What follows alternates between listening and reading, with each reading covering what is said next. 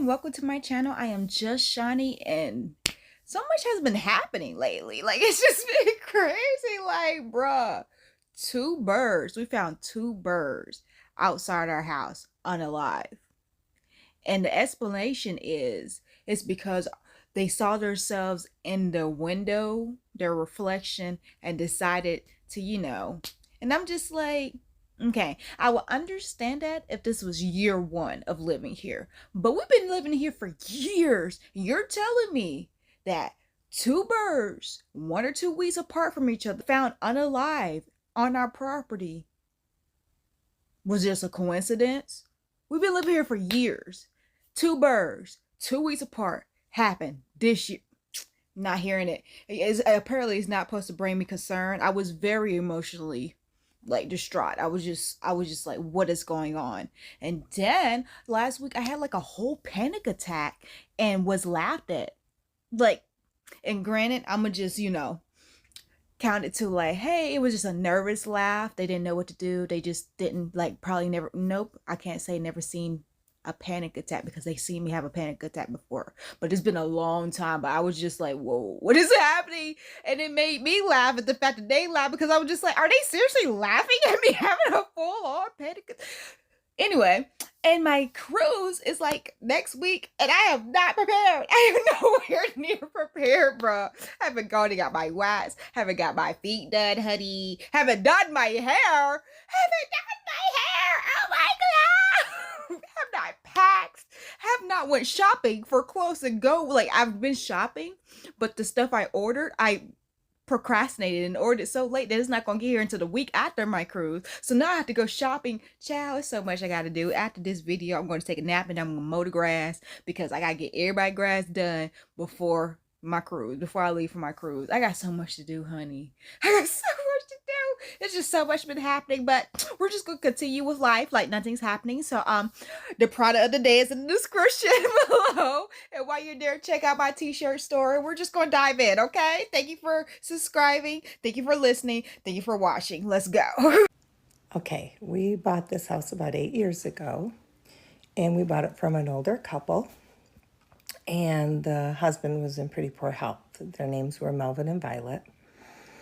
And about 6 months after we moved here, I woke up. Some people say I was having a dream, and I heard the door, and I said, hello, and I heard a man's voice say, Vi, is that you? And I said, Vi doesn't live here anymore.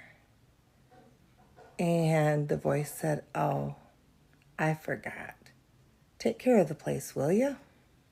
And I went back to sleep. The next day, the next door neighbor called me, and she said, I wanted to let you know Melvin passed away about 2:30 a.m. last night. And I was like, oh my gosh. And so then, and I was glad I'd already told my husband about my dream or encounter. And so I had confirmation that it happened before. Well, we have a lamppost at the midway on our driveway. And when we bought the house, Melvin told us the only thing that doesn't work is the lamppost. Well, we wanted to get it fixed, but hadn't gotten in touch with an electrician yet. And one day I jokingly said, oh, Melvin, can you light up the lamppost for me? I've never seen it lit. I'm not kidding. I have pictures on my phone of it lit. I texted to my husband at work. It lit up. Broad daylight, it lit up. And it was lit the whole day. And it's never lit again. We haven't got it fixed yet. And then we have a sprinkler system. The association, there's like 6 of us on it. And there were Monday, Wednesday, Friday. 7 a.m. sprinklers came on. Well, somebody had the bright idea to change it to Tuesday, Thursday, Saturday, 4 a.m. Well, I hadn't read the book yet, didn't know how to do it. And I was just like, I'll have to get out of bed and do it manually. Well, the first day, it was time for me to get up and turn it on. And I said, oh, Melvin, I wish you were here to program it. And all of a sudden, I just hear whooshing of water, and I'm like, haha, it's raining. I don't even need to do it. And then my husband says, oh, you got up and turned on the sprinklers already? I looked out the window, and the sprinklers were going. They'd never operated at 4 a.m. on a Tuesday. I don't know if it was glitching on y'all side, but while I was washing, it was glitching. I don't know if it's gonna be glitching when I edit this, but honey, Marvin was clutch. That was such a touching story to begin. Like, oh, okay, my wife is not here. Like, oh, y'all know I'm already emotional, bruh. I'm holding it together, you guys. I'm holding it together, but bruh, Marvin was a handy ghost. He was clutch for real. He was like, let me fix this light real quick, but just for today, just for you today, because you asked me. But then it's your problem. Then he fixed the sprinklers for you. You just communicate. He's like, okay, bet. I asked you to take care of the house, but I can do this part for you. I can. Yes. Marvin is just clutch right now. Honey, I don't know if I will be communicating. Even though he seems like a friendly ghost. He seems like he friends with Casper. I don't know if I would still, because it seems like, I mean, I know if it was glitching on y'all side, but it seemed like he there, because it's some reason why it's glitching. So Marvin's still there, and as long as he's a good ghost, I guess. I don't know if this will count as a creepy ghost story, but it sure is creepy. So this particular story, I was staying with my family in Washington D.C. in a house on Capitol Hill that had previously belonged to my grandparents, and they left it to my uncle. Now my aunt has since passed, but at this time it was just her and I in the house. My uncle, who had lived there upstairs, had gone to work. So she told me she was going to the laundromat like she usually does, and takes all her laundry, and she walks like 2 blocks to the laundromat, and that was it. So at that point I was in the house by myself. Now because the house is really old and frail, I just, I usually try to listen out if I'm upstairs in my cousin's room, and if I'm downstairs I try to keep my eyes and ears open. Well, this time I made sure everything was clear and I wanted to take a shower, so I go upstairs to the bathroom. Now, I was almost completely undressed, and I noticed on my way to the bathroom, because I was downstairs, I started smelling cigarettes. And I was like, that's weird, because I didn't. Even though my aunt had smoked, she had been gone for some time. But like I said, I just thought it was the smell of cigarettes lingering. So I go upstairs, like I said, I'm undressing in the bathroom, and it was like a stillness just came over me, and something said, go downstairs and check the door. When I got downstairs, I'm closing up my robe and I turn the corner. When you turn the corner coming off the stairwell, you're facing the front door. I look up to the front door and there's a man standing in the doorway. Now, because the build of this house is really old and fragile, I mean, it literally would have took nothing to just push the door in. That's how fragile the house was, because the renovations would have costed so much money. So I see him before he sees me. I start to head to the house phone, which is on the base, and I glance down. As I'm grabbing the phone, I start to dial 911, and I look back up at the door, and I see that he ran. So I'm calling. Of course, I called the police. I'm like, somebody was just at my door. Then I called my aunt. I said, Aunt Lacey, somebody was, in the doorway. I think they was coming to rob the place. I look on the front, and there's a pillowcase, which he dropped when he was running. So I'm assuming he was going to use that to like put stuff in. All I know is there was a voice, an inner voice that told me to go check that door. Otherwise, when he entered that home, I would have been completely undressed in the shower by myself, house phone downstairs. Of course, you don't have your cell phone on you in the shower. Creepy story 101. Honey, that inner voice was God. We talked about that already. I made a video about that. That inner voice that you need to listen to, that voice in your head, is God. Would it be like, would it be like, just that voice just be like, la la la la, do do do do do. Because God, when he came to me, when I had first heard him talk, he whispered.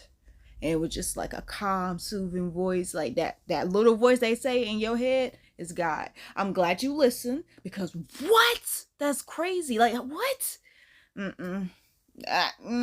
See, this is why I like curtains. Like, you see this right here? Like, even though, like, I'm a night owl, like, I'm a vampire sometimes, and like, no light to come in my room.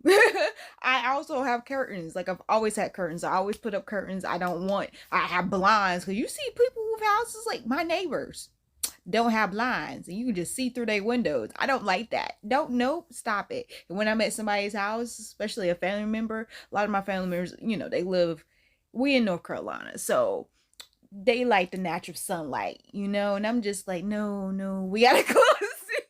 Like, I'm not just gonna be sitting in the living room, people looking in at me. Like, no, let's close these blinds, let's close this. So yeah, friend, I'm glad that you listened. I'm so glad you listened. I'm so glad everything was okay. I'm so glad you was thinking quick, honey. Thinking quick, cause that could have been a sticky situation. Cause it's like you hear about that when robbers panic because they don't think nobody's home, and then they panic and unalive somebody, or you never know what happened. I'm so glad she was safe. Like, ooh, that makes me want to go check the door. I'm gonna go check the doors, even though it's daytime. I'm gonna go check the doors again, cause like. Okay, I'm gonna try really hard to summarize this because I could literally talk about this forever. I'm gonna tell you guys my dad's story because I have my own that I think is really, really freaky, but his is like another level. When my dad was a teenager, he was a little more on the rebellious side, and my grandma was very, very religious. She always has been. And so when his friend came over with Ouija board and said, "Do you want to do this?" he was like, "Okay, sure." I think also at the time people were more acute to believe that Ouija boards weren't real because we didn't have the internet and we weren't able to hear people's stories about this. So it's my dad, my dad's friend, and my dad's brother, so my uncle. They all decide to do it together because they're all friends. They sit down, they open the board, and they have the spirit come through.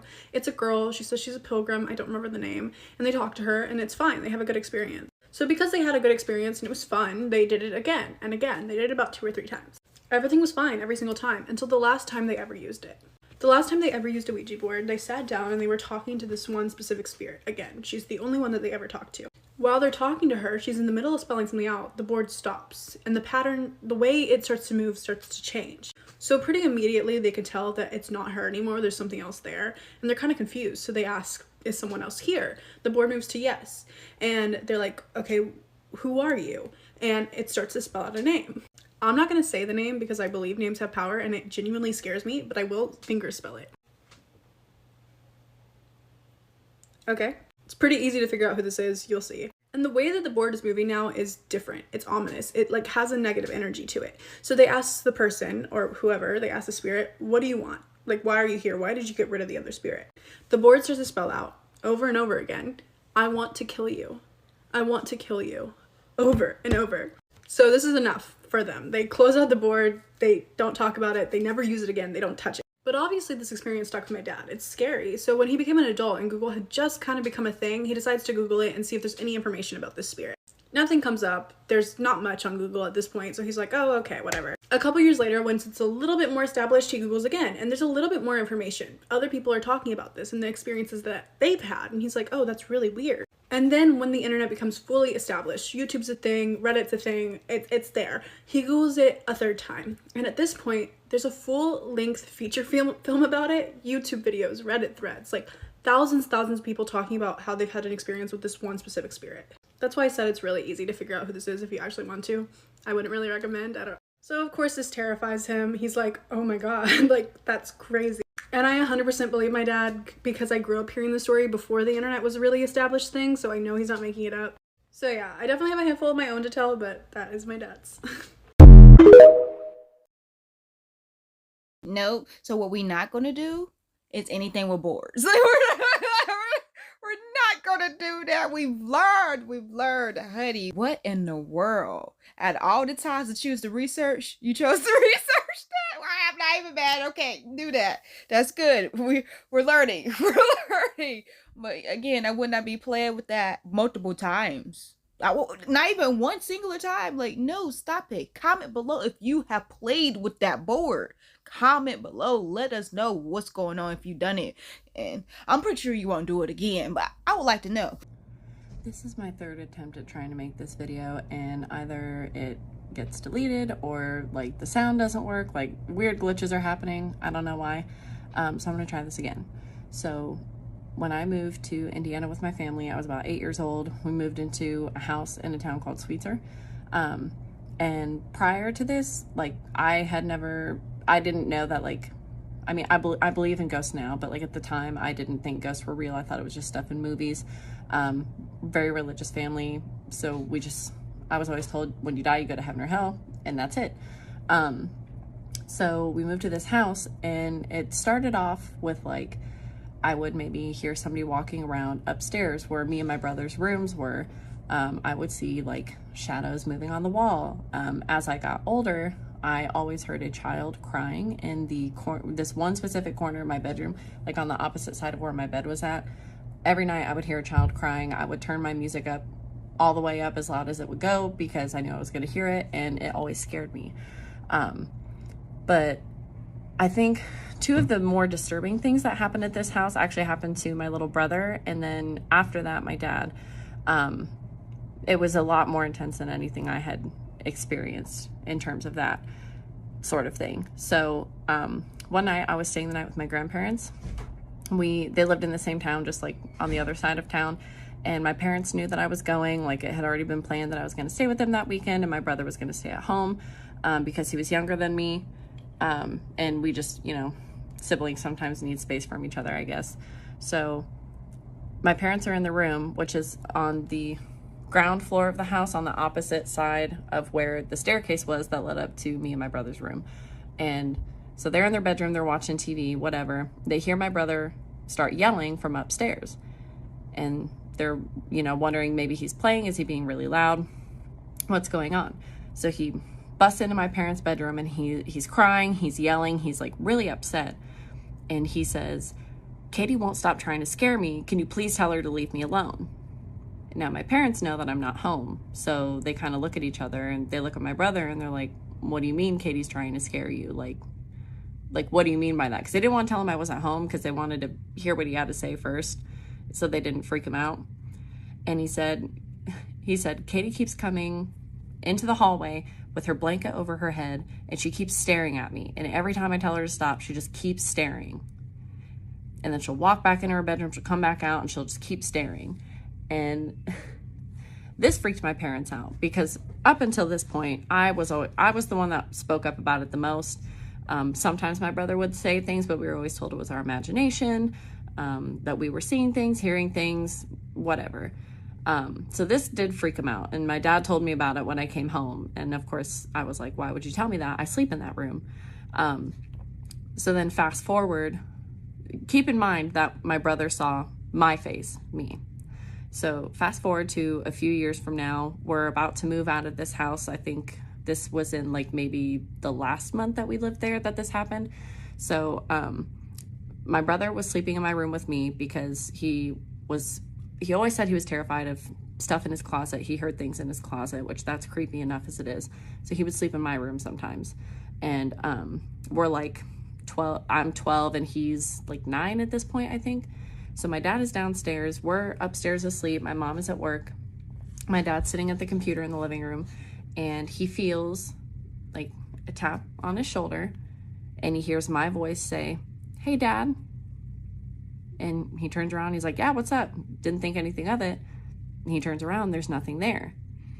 Immediately, the same second that he turns around and acknowledges what he thought was me, my dogs, I had 2 big dogs at the time, they freak out, they start barking, the fur on their spine is standing up about this much. They take off to one side of the room, they both look up at the ceiling, and then my dad said it was the freakiest thing, perfectly in sync. Their heads start moving. They see something, and then they go to the other wall and they stare, and their heads are moving in sync. And then my door slams shut upstairs. So my dad books it up the stairs, see what's going on. Like, he's freaked out. He goes upstairs, he opens my bedroom door. My brother and I are both just sleeping. We had like a little mini DVD player thing on to watch movies, because again, we didn't like when it was quiet at night, because that's when you hear things. So he takes one of my boxes of stuff that was packed up for the move. He puts it in front of the door, and he goes back downstairs. The second that he is off the stairs and back on the ground floor, my door slams shut again. He goes right back upstairs, opens my door. My brother and I are still sound asleep, and the box of stuff that he put in front of the door is on the opposite side of the room, spilled over. So he's really freaked out now. He calls my mom. He's like, when are you coming home? Like, this is what's going on. I'm scared. And I don't think he actually told us about it until later. And to this day, I mean, this was like, gosh, I don't even know, like almost like 15, 16 years ago, maybe. And my brother doesn't remember anything. Like, anytime I bring it up, we talk about the creepy things that happen. Like, my dad remembers, my mom remembers, my brother's like, I don't know what you're talking about. It's like he completely blocked it out. But I think what sounds unbelievable, like when I talk to people about this, is like, I was young, my brother was young. They're like, maybe it was your imagination, maybe you were like processing trauma and, you know, whatever. But what makes me question it now is like, my brother saw my face, my dad heard my voice, and the more I learn about different supernatural things, the more it freaks me out because of, you know, mimics. And yeah, so it just freaks me out. Once we moved out of the house, nothing happened at our new house. Nothing's really happened actually to any of us since then.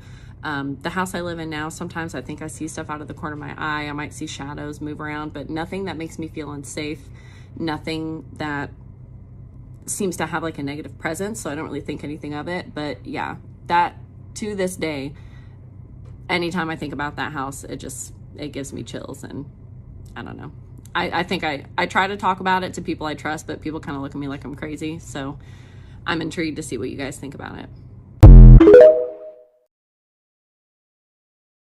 I'm glad you said it, because I was thinking exactly that, because that's weird. I'm glad your parents didn't let him know, like, your sister's not here. And you said that you hear her crying in the corner. Nope, stop! I would not be there. Like, I would literally get adopted. We moving in with grandparents. Like, no. All this stuff that was happening. And the fact that your dad was like, oh no, I'm scared, like, it happened to him. And then the dogs, that's the thing, the dogs. Not even the fact that you got tapped on, because this touching thing, this was wild to me. It tapped you on the shoulder and then sounded like your daughter. And then you go upstairs and you're moving the box, you put the box there and stuff happens. Like, in that moment, the first time that something happened, I would have got my kids. Just me. I would have got my kids and we would be in the same area. Like, we would be together, because what is this? The dog's freaking out following it. No. That's not cool. Would have got a cleanse. Would have called the wife and be like, hey, you need to come home with a priest, because we're not doing this. We're not doing this. Friend, your brother has blocked that out of his memory. Like, I've done a few things. There's just one movie and I have completely blocked it out of my memory. I think the only thing I remember about it was they was playing Truth or Dare.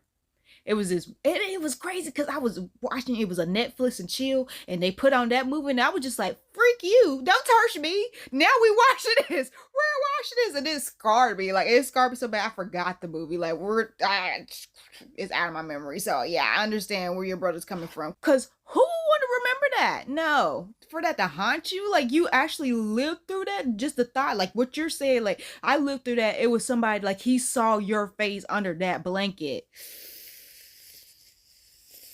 Let's not think about it too much, because that is wild. Like, that's why he blocked it out, because you don't want to think about that. It scarred you. Like, that would probably mess him up for the rest of his life if he did not put that in the back of his head and block it out like it was a locked door. Like, honey, stop. I'm glad y'all watched this with me, because that was a lot. That was scary. So yeah, subscribe.